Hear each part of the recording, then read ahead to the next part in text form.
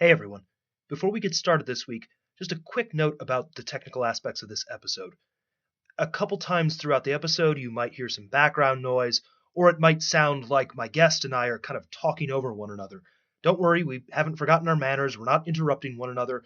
There was just a problem with the recording software, so sometimes the two audio tracks get mixed up.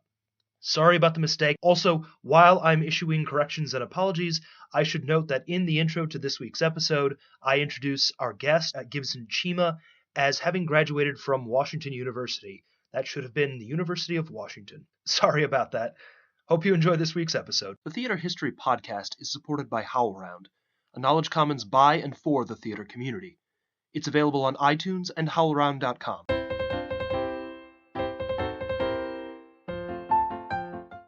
Hi, and welcome to the Theater History Podcast. I'm talking today with Gibson Cima.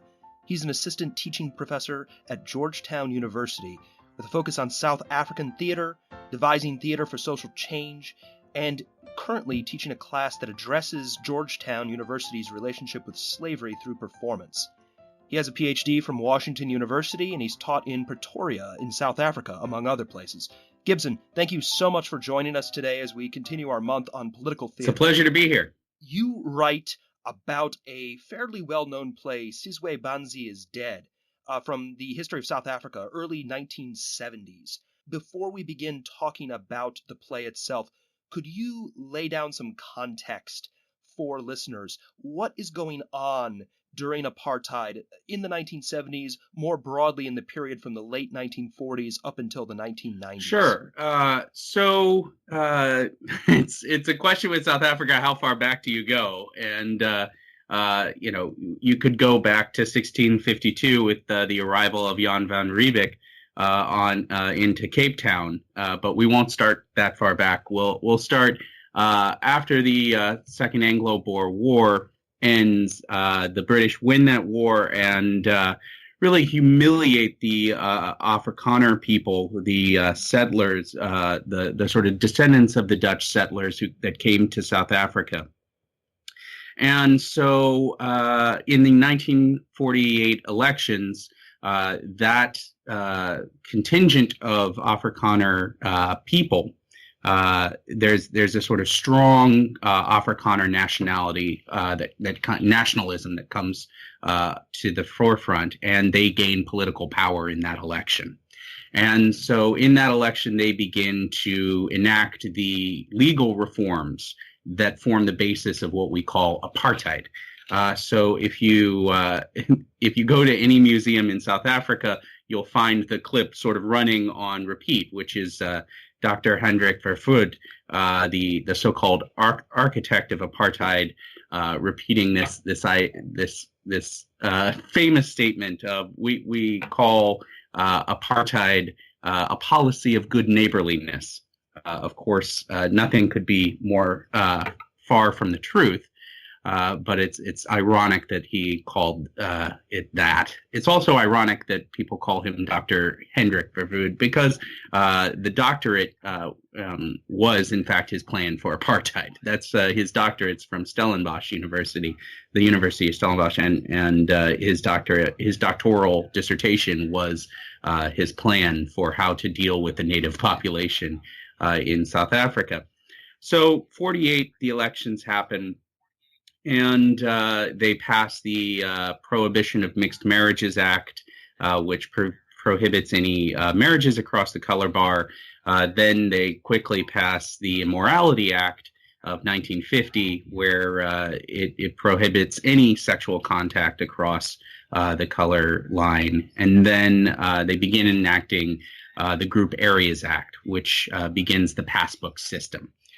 So in South Africa under apartheid, any non-white person was required to carry a passbook, and that passbook had their picture in it, and it gave them the right to be in certain areas but not others, and it controlled their entire lives in this kind of horrific, Kafkaesque bureaucracy.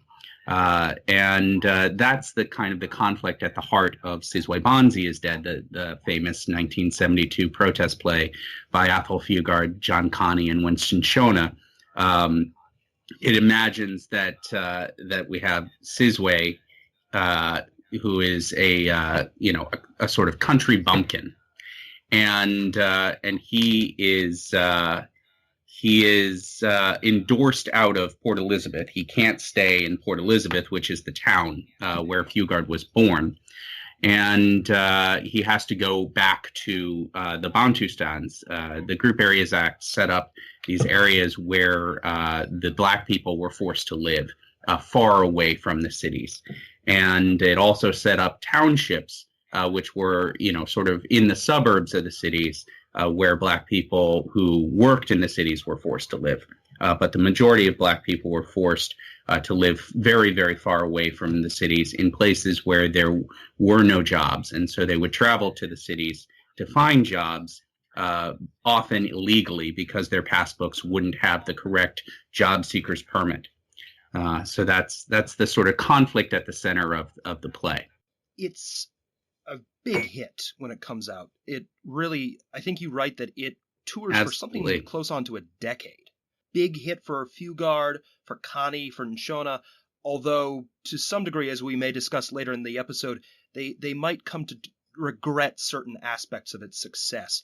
But I wonder if you could talk a little bit about its initial success. What happens with this play? Where does it take its three co-creators? So the play was an immense success, and it was pretty much from its first performance. I want to give a kind of a summary of the plot of the play. So Sizwe Banzi comes to a photographer's studio, Styles' photographer's studio, and he is getting his picture taken to send home to his wife. And the man Styles asks what his name is, and he says it's Robert Zwelenzima. And then we go back in time, and because the structure of the play is quite strange, it goes back in time, and we see in this flashback that Sizwe Banzi has been endorsed out of Port Elizabeth, and he goes to his friend Bantu's house, and Bantu says there's nothing for it. We might as well just go and get drunk. You have to leave the next day. You were supposed to be gone 2 weeks ago. And so they go to a shebeen, a sort of illicit place where Black people could drink under apartheid. And they get uproariously drunk. And as they're stumbling back home, Bantu pauses to pee in an alley. And he pees on what he thinks is a pile of garbage, but he realizes that it's actually a dead man. And they look at the dead man's passbook in order to find out where he lives. And they find that he, in fact, has the correct work seeker's permit in his passbook. And so they take this man's passbook and go back to Bantu's house, and Bantu switches the pictures. Robert Zwelenzima, the dead man's picture, with Sizwe's picture. So Sizwe effectively dies and is reborn as the ghost of Robert Zwelenzima. And then we return to the scene at the very beginning in which Sizwe, as Robert Zwelenzima, is prepared to go forward, living this life as another man's ghost until such time as he's found out. And then Sizwe will live again, right? If he's caught by the police and they run his prints, then Sizwe comes back to life. So the message of the play is, the sort of abnegation of self in order to live on, in order to survive under this inhumane system. We have to become ghosts. And there's this sort of famous line from the play, which is, how long can this really last? A Black man stay out of trouble. It's impossible. Our skin is trouble.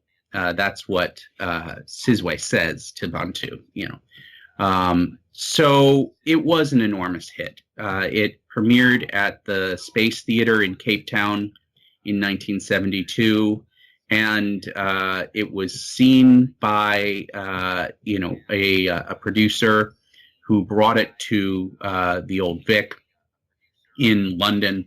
and or the Royal Court. I mean, the Royal Court upstairs, and it opened, and was an enormous success, and was part of a 3-play South African season at the Royal Court upstairs that then moved downstairs. So the other 2 plays were The Island, which Fugard and John Kani and Winston Ntshona also devised. They devised in 1973. They had some downtime during their touring of Sizwe, and they devised a second piece, The Island, as a kind of companion piece to Sizwe Banzi Is Dead. The Island is about Robben Island, where Nelson Mandela spent 18 of his 27 years in prison. It was a place not unlike Alcatraz, where it's an island off the coast of Cape Town, where the apartheid government would send its political prisoners. So Nelson Mandela spent 18 years there. Robert Sobukwe was imprisoned there. Many other struggle heroes lived and died there. And then, of course, the third piece was a piece that Fugard had devised with Yvonne Bryceland, and it was called Statements After an Arrest Under the Immorality Act.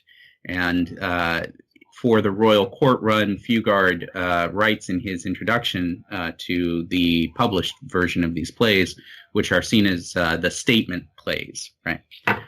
So we're all familiar with that Oxford, the 1974 Oxford version is probably on your shelf, and it is on mine, of these plays. And he writes in the introduction that he rewrote Statements After an Arrest Under the Immorality Act so completely that he is now claiming sole authorship of it. But he originally devised that piece in collaboration with Yvonne Bryceland. And you can kind of still see her influence on the play. The character is a librarian. Yvonne used to work as a librarian. And also, if you're familiar with her sort of cadence, there are traces in that play. So the 3 of these plays at the Royal Court were an incredible hit. Ben Kingsley was in Statements after Fugard. Fugard was in it, and then Ben Kingsley replaced him. And it was an incredible success. And they were also they moved to Broadway, and John Kani and Winston Ntshona were awarded joint Tony Awards, and then they returned to South Africa and were performing. But the renown that they had achieved didn't translate into safety for them, for these black actors. And nor did it really transfer into safety for Fugard, because his passport was revoked. But of course, John Kani and Winston Ntshona, being black, bore much of the brunt of the sort of political fallout from this play. They were performing in one of these Bantustans, one of these so-called homelands for African people in South Africa. These kinds of places where they exiled South Africans from their own country. And these were supposedly under home rule, but in fact, all of these Bantustans were run by puppet governments that were controlled by the apartheid regime. And they were performing in one of these Bantustans, and they were arrested and spent, I think, over a month in jail as a result of their, because the play openly criticizes the Bantustan's policy. And so there were international calls for their release, and then they were eventually released. Now, the story of Sizwe Banzi, as you say, it eventually becomes quite a big international hit. There's a very interesting story at the sort of genesis of the play, but it's also a bit of an uncertain I've interviewed John Kani and Winston Ntshona. Yes. I haven't been able to interview Fugard. He's famously sort of wary of being interviewed by scholars, and getting to him is a little bit difficult, though I haven't tried recently, and I might try again. But in looking at Fugard's public statements on the inception of Sizwe, and sort of squaring them against John Kani and Winston Ntshonna's public statements over the years, and then with my own interviews with them in 2006, and I've subsequently interviewed John Kani a couple of other times.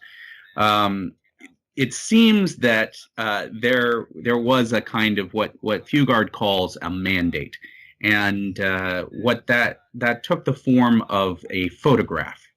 And this photograph appears in the play. It's the reason why the play takes place in a photographer's studio.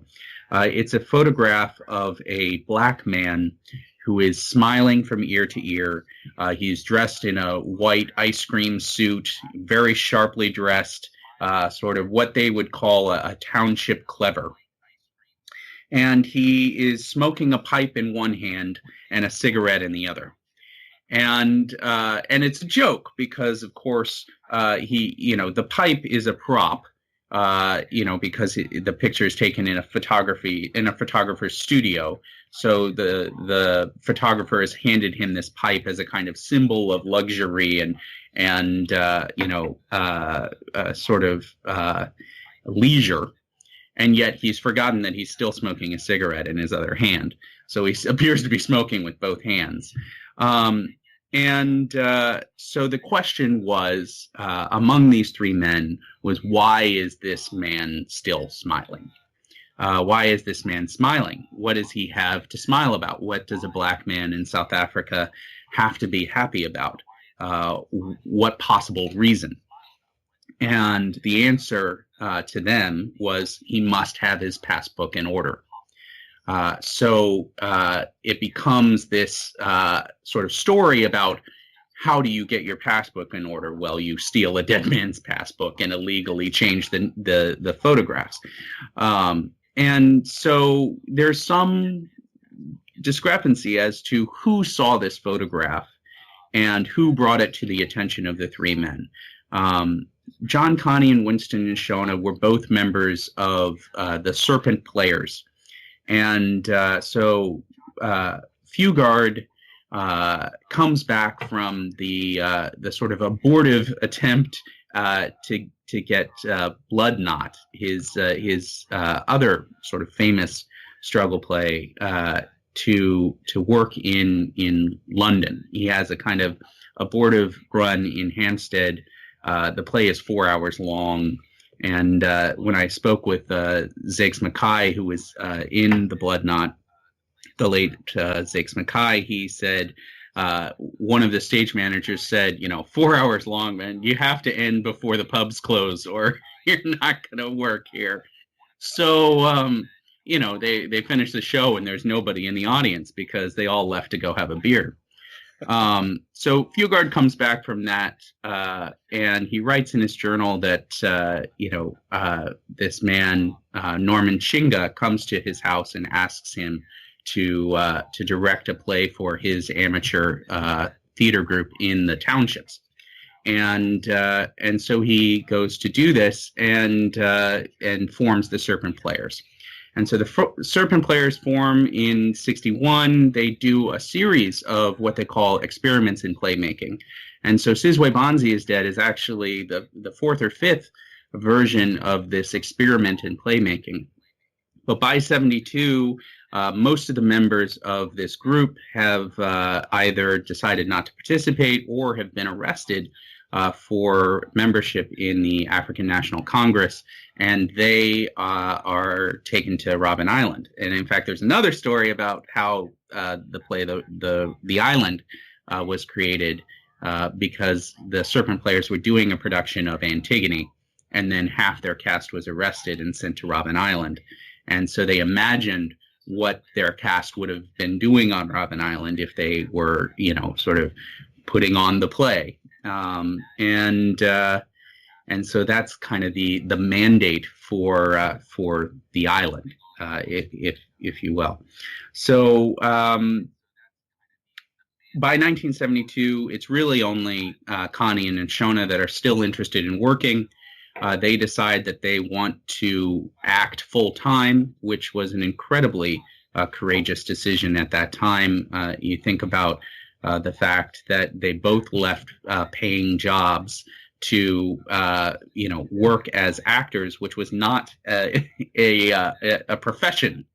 In fact, during those 10 years of touring on Sizwe Banzi Is Dead, they were both listed in their passbooks as Athol Fugard's garden boys, his domestic servants, essentially. Even though they were Tony Award-winning actors, they were still listed in their passbooks as Athol Fugard's domestic servants. So there's some discrepancy among the three men who saw this photograph. John Kani says that Winston Ntshona saw it in a friend's album, or that he saw it in Winston Nshona's album and kind of called attention to it in the rehearsal room. Winston Ntshona says that he saw it in a friend's album and called attention to it in the rehearsal room. And Athol Fugard says that he saw it in the window of a photographer's studio, and he brought it to the attention of the rehearsal room. When I've questioned Kani about this, he said, well, it doesn't really matter because the three of us, we all gave our whatever we had to this project, and, Winston gave an arm and Athol gave a leg and I gave a heart. So there's always this, Kani is, one of the world's great conversationalists. And I enjoy interviewing him, but there's this kind of unresolved question, and I've tracked how throughout the years this question of authorship seems to bubble to the surface, because of course John Kani and Winston Ntshona never stopped doing The Island. They did The Island for 10 years. Apartheid ended. And then the first play that they revived was The Island. And they were doing The Island again for another 5 years after that. And yet they didn't really revive Sizwe. And Sizwe kind of remained unproduced for a decade after the end of Apartheid. And in fact, there was no professional production because Kani was holding on to the rights. So Fugard would give his permission, Ntshona would give his permission, and Kani would not. And I speculate that the reason that Kani was holding on to the rights was to revive it in this very public way in 2006, which is what I write about in this Theater Survey article. That there is an attempt by Kani and Ntshona to claim authorship over the play using their bodies, to say this is an embodied authorship, and that the 1974 Oxford University publication of this play has nothing to do with the play that we wrote and that we performed for 10 years. It is a fabrication, a kind of a patchwork rewriting of our work by Fugard. And I found, I've been able to confirm that when I spoke with Sheila Fugard, Fugard's wife, who was willing to speak with me. She said that Fugard wrote that script, and she was not wrong.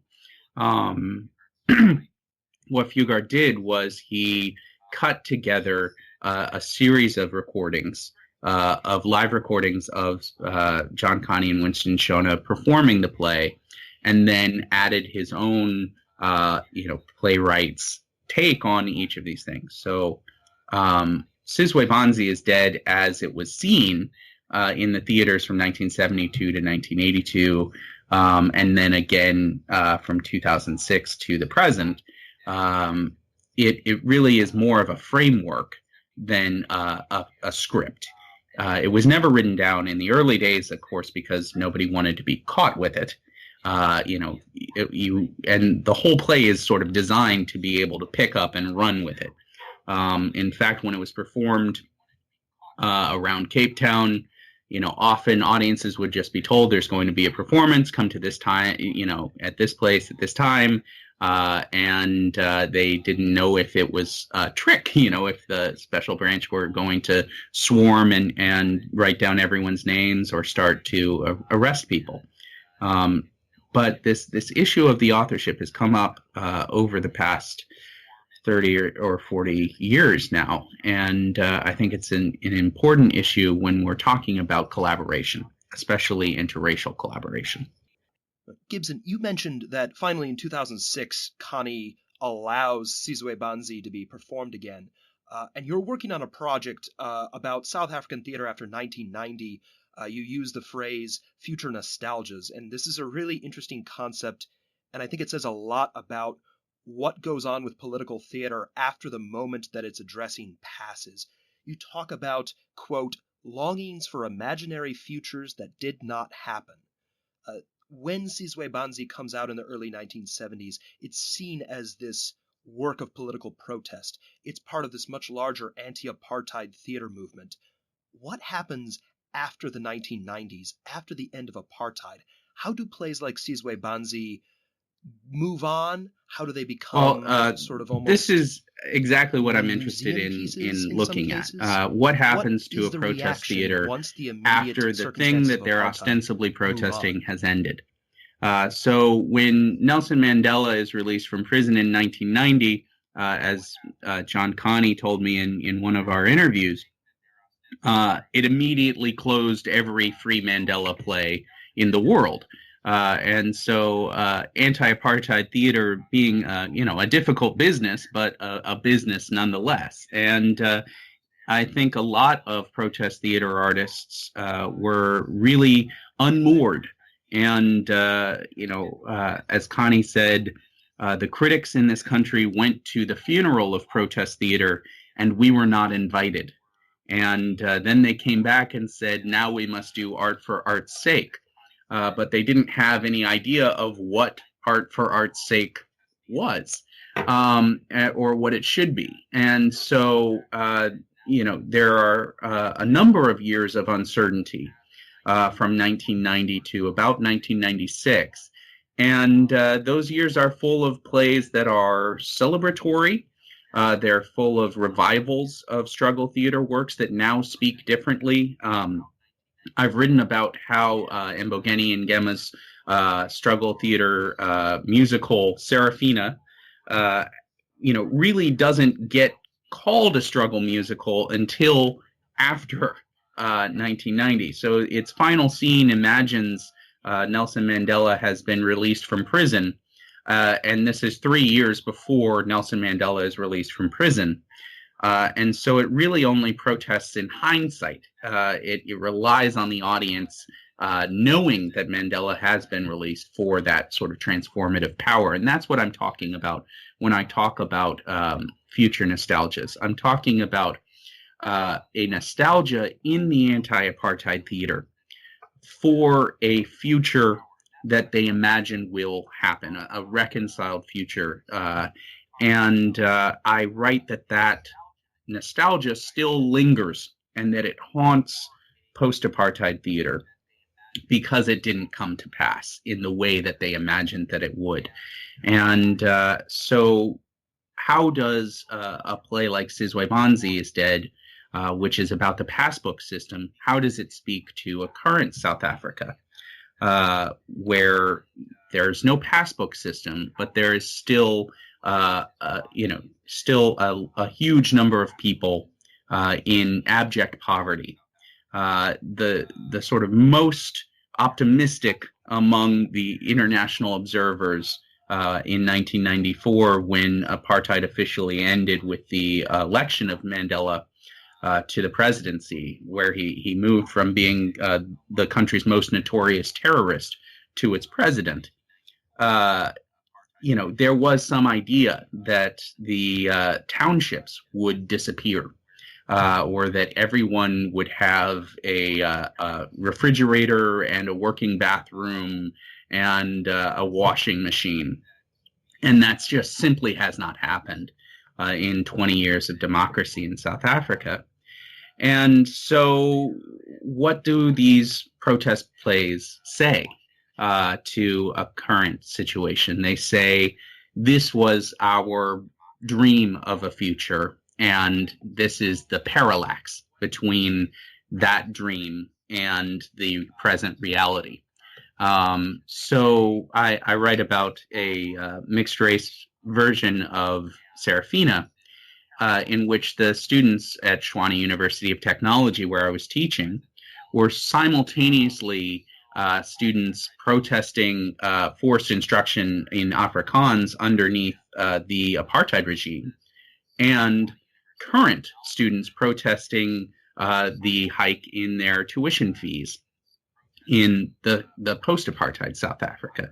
So there is a kind of unbroken line from apartheid to the post-apartheid era. In fact, many people refuse to use the term post-apartheid and instead talk about post-1990 or post-1994 because so much of the economic superstructure of apartheid is still in place. And the Truth and Reconciliation Commission, which was begun in 1996 in order to move on from apartheid, really cast apartheid as the sort of a series of individual bad acts by a series of individual bad actors, rather than an entire racist, sort of system that carried on for nearly 40 years. So I write about revivals, and I do think that there are some revivals that are museum pieces, that are playing the hits. But I feel that there are also some revivals that are trying to say things to the current situation, and that are doing so in a way that a new play can't, because it doesn't have that history. And I also write about history plays that are written today that take place during apartheid. And I write about plays that are new protest plays that are using old models from the apartheid regime, from that anti-apartheid movement. And they're applying those old models to new situations. But that being said, I know that my students at Tshwane University of Technology told me, we are so sick of doing Woza Albert, the sort of famous struggle play by Barney Simon and Mbogini Ngema and Percy Mtwa. But when we do our own work, they said, people don't come to see it. And there may be some truth to that. But I think, South Africa is not, if you'd like to continue today's conversation, it's not in a place now where follow HowlRound and at Theater History where a protest theater is irrelevant to it. And I think that we're starting to see which comes to us courtesy of the New York Public Library libretto project of the protest theater, as well to Tip Kress, and a reassessment of how the theater can contribute to political dialogues in the new democracy. Well, great. Thank you so much, Gibson. This has been a really interesting talk. Thank you. I really appreciate it.